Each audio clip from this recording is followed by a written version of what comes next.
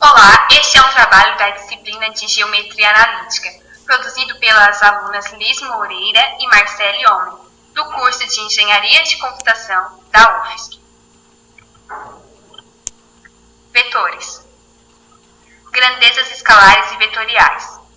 Existem grandezas que ficam caracterizadas quando lhe atribuídos uma medida, um número e uma unidade. Por exemplo, dizemos que o comprimento de um automóvel é 4 metros. A temperatura é outra grandeza deste tipo, quando dizemos que a temperatura de uma pessoa é de 39 graus Celsius. Por exemplo, a informação está completa. No entanto, há grandezas que, para ficarem determinadas além da medida, número e unidade, precisam de uma informação geométrica. É o caso, por exemplo, da grandeza força, da qual, além de sua medida, precisamos indicar, por meio de uma flecha, o lado para o qual a força atua. As grandezas que necessitam dessa informação geométrica são chamadas de grandezas vetoriais, e as flechas utilizadas para representá-las são chamadas de vetores. As grandezas que não precisam da informação geométrica são chamadas de grandezas escalares. É o caso, por exemplo, da massa, da temperatura e do tempo. O que são vetores? São representações por segmentos orientados, por meio de direção, módulo e sentido. A direção é a da sua reta suporte. O módulo é dado por um número seguido de uma unidade de medida. Ela especifica a intensidade da grandeza. E o sentido coincide com a orientação do segmento da reta orientada. Adição de vetores. Considerando dois vetores não nulos, A e B, a partir da extremidade do vetor A, desenhamos um vetor igual a B. Se eles tiverem o mesmo sentido, soma-se vetor A mais o vetor B. Um exemplo é o vetor A igual a 2 unidades e o vetor B igual a 3 unidades. Basta somar que resultará em 5 unidades. Se tiverem sentidos contrários, basta somar o vetor A mais menos o vetor B. No exemplo, o A vai ser igual a 2 unidades, o B vai ser igual a menos 3 unidades. O sentido inverte por causa que ele é negativo. A resultante de vetor A mais o vetor B vai ser igual a menos 1 unidade. Considerando dois vetores não nulos, vetor A e vetor B, a partir da extremidade de A, desenhamos um vetor igual a B. Ligando a origem do primeiro à extremidade do segundo, obtemos o vetor S, que é chamado de soma ou resultante. Na soma de dois vetores não nulos, A e B, que formam um ângulo de 90 graus, aplica-se Pitágoras. A resultante ao quadrado é igual ao vetor A ao quadrado mais o vetor B ao quadrado. Na soma de dois vetores não nulos, vetor A e vetor B, que formam um ângulo qualquer, aplica-se a regra do paralelogramo para determinar a direção e o sentido. Faça uma reta paralela ao vetor A e uma paralela ao vetor B. Se usar o ângulo igual a alfa, que é o ângulo entre os vetores, aplica-se a lei dos cossenos com sinal positivo.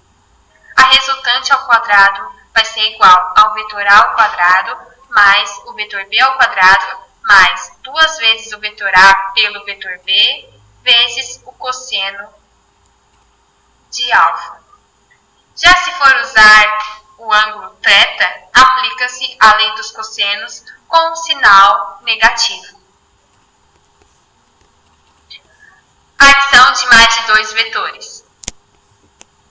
Podemos obter a soma de mais de dois vetores pelo mesmo processo visto para a soma de dois. Considerando os vetores A, B e C, a partir da extremidade de A, desenhamos o vetor igual a B e a partir deste desenhamos um vetor igual a C. A soma é o vetor que sai da origem do primeiro até a extremidade do último. Propriedades. Associativa. A ordem da soma dos vetores não interfere na resultante. Comutativa. A soma entre os vetores U mais V é igual à soma dos vetores V mais U. Existe um só vetor nulo, tal que para todo vetor V tem-se. Qualquer vetor somado com um vetor nulo é o próprio vetor. Qualquer que seja o valor do vetor V, existe um só vetor menos V, vetor oposto, tal que qualquer vetor somado com seu oposto é igual a zero. Multiplicação por um escalar. Dado um vetor V diferente de zero e um número real k, chama-se produto do número real k pelo vetor V, o vetor P. Então, P é a multiplicação entre o número real k vezes o vetor V, tal que o módulo de P é igual à multiplicação entre o número real k e o vetor V. A direção é a mesma do vetor V e o sentido é o mesmo de V, se o k for maior que zero, senão será o contrário. Propriedades.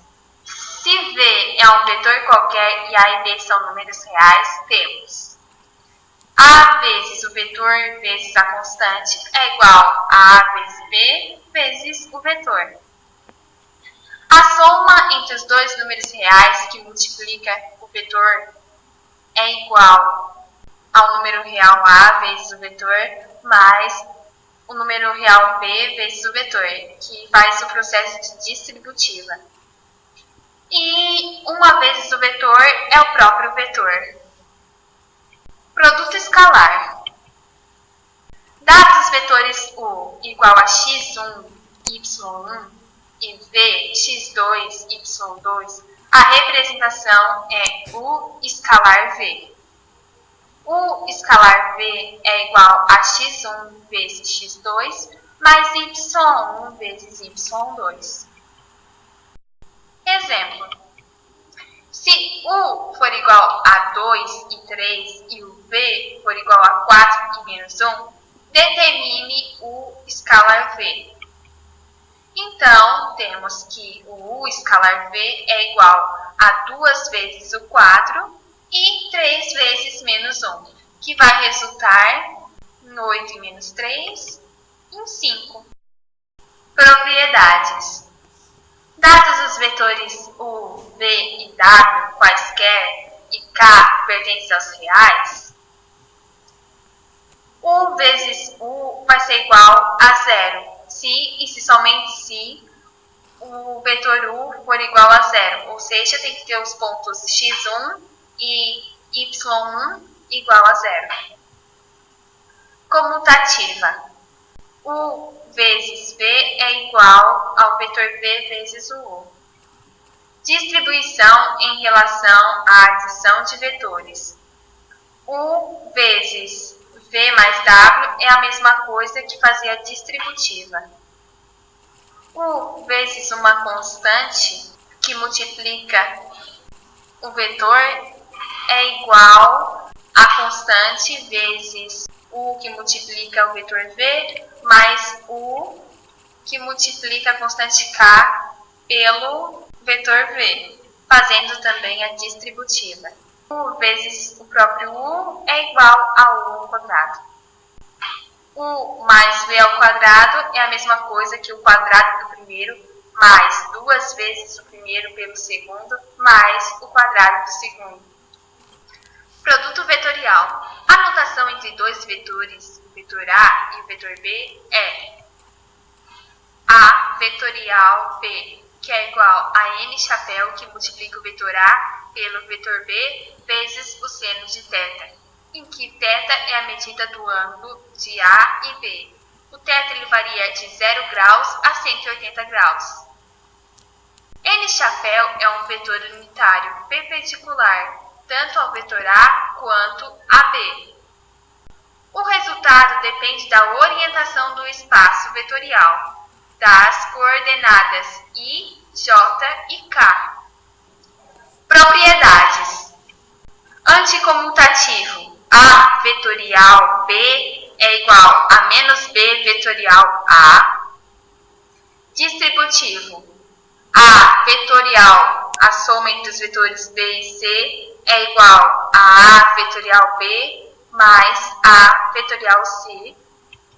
Dois vetores não nulos, A e B, são paralelos C e se somente se A vetorial B for igual a zero.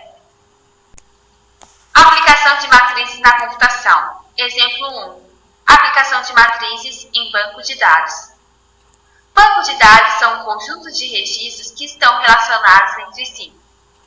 Quando possuímos um conjunto de informações, organizamos na forma de tabela.